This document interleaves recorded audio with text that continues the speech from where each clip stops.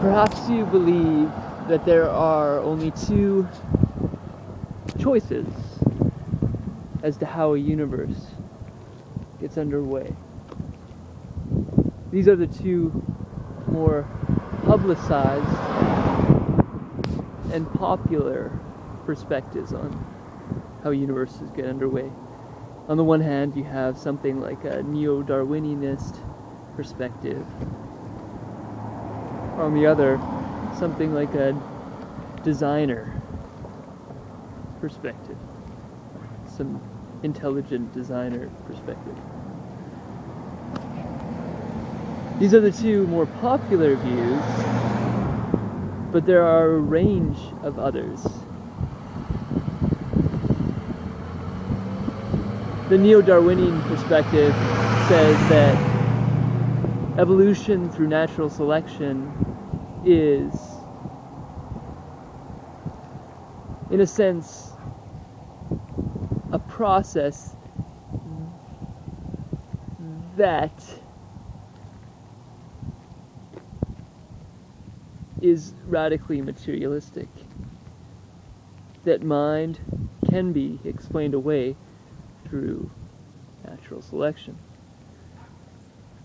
and that deterministically, from the Big Bang, all things have fallen into place due to frisky dirt and rough. The designer perspective, on the radically other side, I'd say, these are the polarizing perspectives in my view.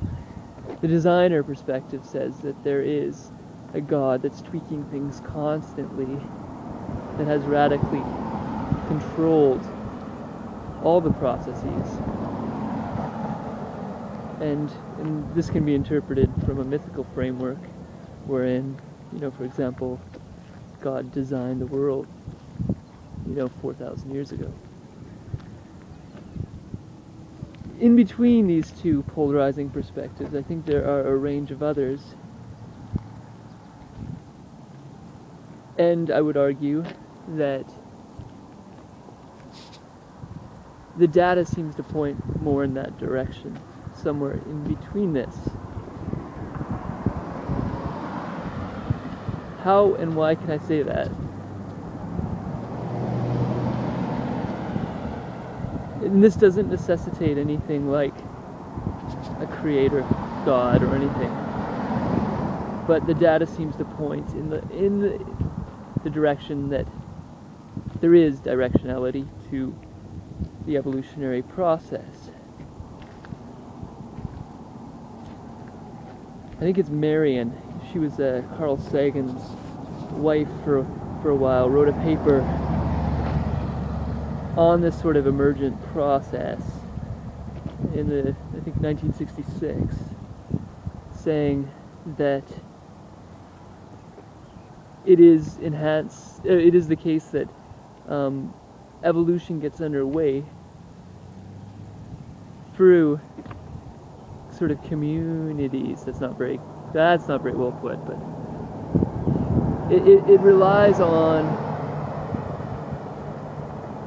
collectives to sort of make it happen.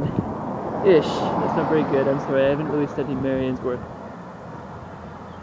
Chaos theory, I think, takes it a step further and says that the unpredictability of the universe gives rise to new orders of complexity. That is, it is through chaos that order comes, in a sense. Now, this can be construed and used in ways that are not very healthy. And I think this has been used sort of through the dialectical process in political arenas to augment and further agendas. But I think it is, in fact, sort of a reality. And part of the reason why we just have the polarizing view on evolution itself. So you have people like Whitehead, who's a process philosopher.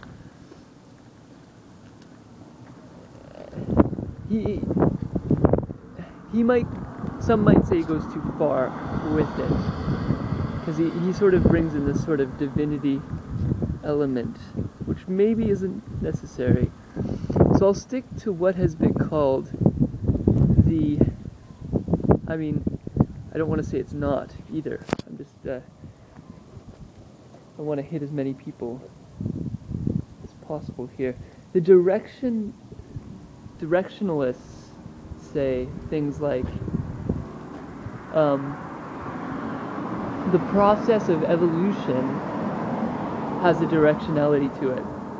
And it actually plays off people like Dawkins' selfish gene theory, where Dawkins' selfish gene theory says that, through natural selection, through competition, those genes that are, the strongest survive. Again, that's a pretty poor way of putting it.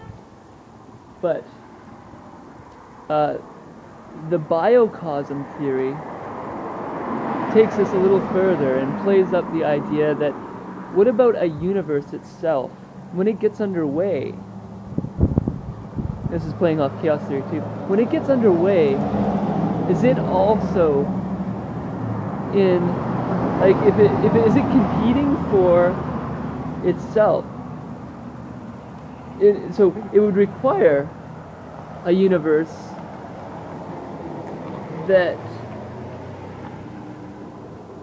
evolves, and the building blocks of this universe seem to be something like that. The evolutionary process are just almost pre-established to such an extent that they just kind of arise. I may be overspeaking that a little bit, but it's almost as though life could and would just naturally emerge from this preconditions that we have. It's almost there in the wait to get going.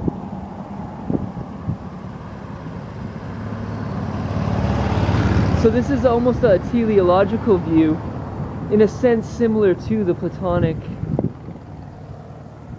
platform, but it's different in the sense that it's been demythologized. It's been scientifically injected with and through the theory of natural selection.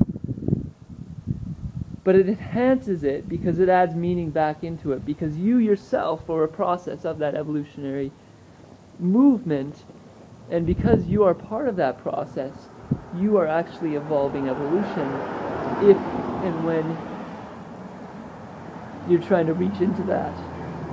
If and when you are creating novelty, as Whitehead would say, laying down the tracks and the pathway for the future, you're actually enhancing the process of evolution itself. And this fits in within the scientific paradigm because of that fact. Because you are an evolutionary agent, you are part of the evolutionary process in that way.